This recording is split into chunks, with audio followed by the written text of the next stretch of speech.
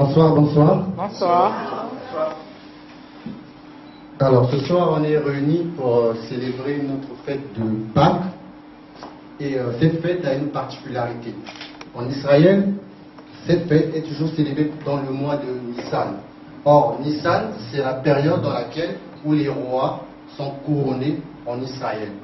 Et Nissan, c'est aussi le mois dans lequel les prodiges, les miracles, les signes de terreur s'expriment.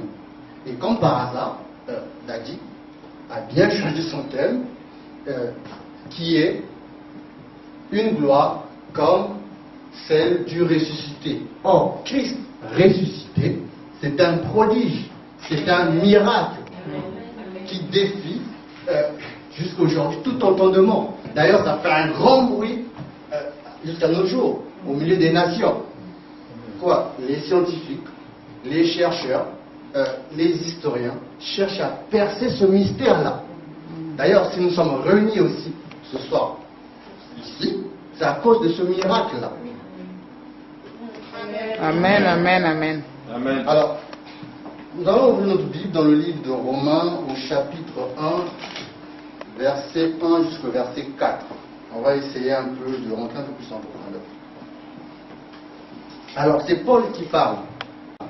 Au verset 1, Paul, serviteur de Jésus-Christ, appelé à être apôtre, mis à part pour annoncer l'évangile de Dieu, qui avait été promis auparavant de la part de Dieu par ses prophètes, dans les Saintes Écritures, et qui concerne son fils, né de la postérité de David selon la chair. Et le verset qui m'intéresse, est déclaré fils de Dieu avec puissance, selon l'esprit de sainteté, par sa résurrection d'entre les morts, Jésus-Christ, notre Seigneur.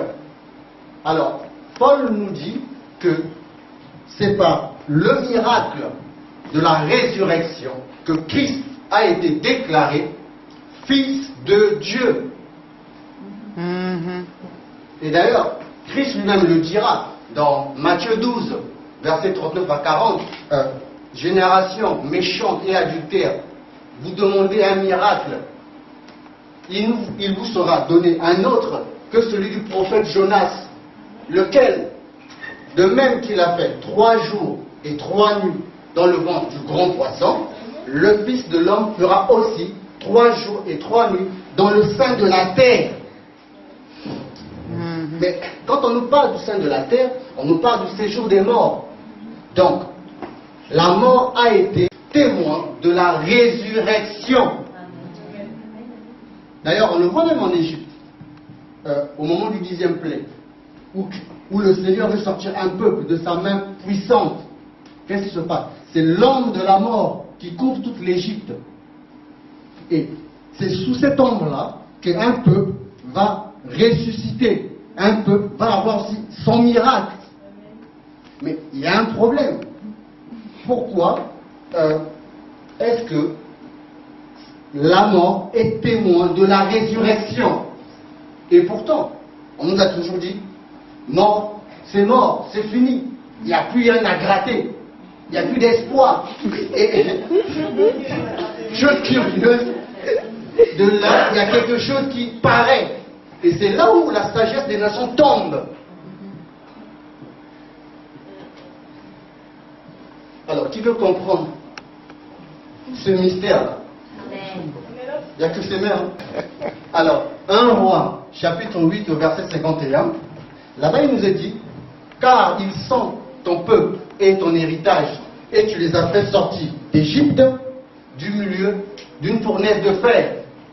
Or, on sait qu'une fournaise de fer, c'est l'enfer qui est le séjour de mort qui a été témoin de la résurrection de Christ. Pourquoi la fournaise de fer a été témoin de la résurrection?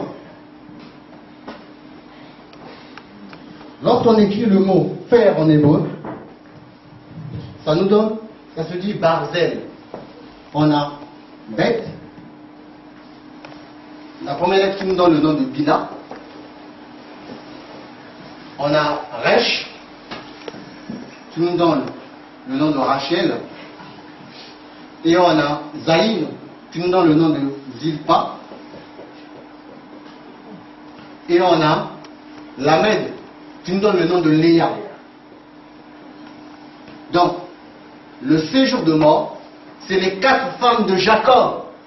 Or, les 4 femmes de Jacob, c'est son secret. C'est le secret du trône des rois d'Israël. Donc, qui est fils de David, veut accéder au trône des rois d'Israël. Pour cela, il lui faut descendre dans le séjour des morts. Amen. Descendre dans le secret de Jacob. D'ailleurs, nous ici, on sert David qui est pour nous le ministre de l'Éternel. Mais le fait de le servir, on vit aussi cette matrice-là, de la mort qui nous approche. Et elle s'exprime comment? Au travers nos dettes, au travers des huissiers qui nous poursuivent, au travers des convocations au niveau des tribunaux, au travers des situations des maladies, au travers de la traversée du désert. Mais c'est de cette matrice-là aussi que nous devons vivre aussi notre résurrection. Parce qu'il va arriver qu'à un moment donné où Dieu va prendre sa main, il va dire « Daï, ça suffit ». De là doit sortir la résurrection. Amen, amen. Amen. Shalom. Et le trône des rois d'Israël porte un nom. Il porte le nom du trône de l'Éternel. Or, on sait que le trône de l'Éternel, son trône n'a pas de fin. Donc, la résurrection que tu vas expérimenter dans le séjour des morts va te proférer une statue, laquelle? Celui d'une reine sans fin, d'une reine sans suffit. Et pour cela, les gens se posaient la question, mais comment a-t-il fait? N'est-ce pas le même qui était dans le séjour des morts? N'est-ce pas le même qui a été criblé par des huissiers? N'est-ce pas le même qui a été sur le lit de l'hôpital? N'est-ce pas le même qui traverse des moments difficiles? Amen, amen, amen, amen. Amen. Amen. Donc, juste pour finir, que vos situations, vous traversez le désert, l'homme de la mort que vous traversez, comme l'a dit David dans Psaume 23, verset 4, quand je marche dans la vallée de l'ombre de la mort, je ne crains aucun mal, car c'est votre secret. C'est elle. C'est le secret, c'est les 4 femmes de Jacob. C'est cela qui va vous accéder dans votre royaume.